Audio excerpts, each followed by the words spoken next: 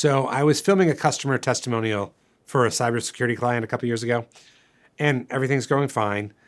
And then I ask a question about a subject that everybody else in the room seems to know not to talk about. But nobody told me. So it's the end of the interview. We've got everything we need.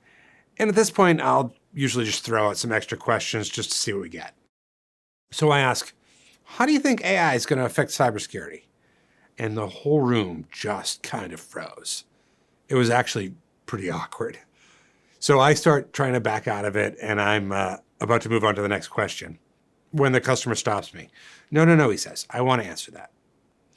And he ended up giving us one of the most valuable clips from the entire shoot. It was this really thoughtful answer about the uncertainty of AI and how confident he was moving forward because he had my client as a partner. It was great. The clip ended up in social media and in sales content and all kinds of other marketing. And in this moment that I had inadvertently stumbled into, I learned something. Sometimes people will avoid asking questions that can make a subject uncomfortable, or because the subject matter might be a little sensitive. But in an interview, you're recording, not broadcasting. So that means you have control.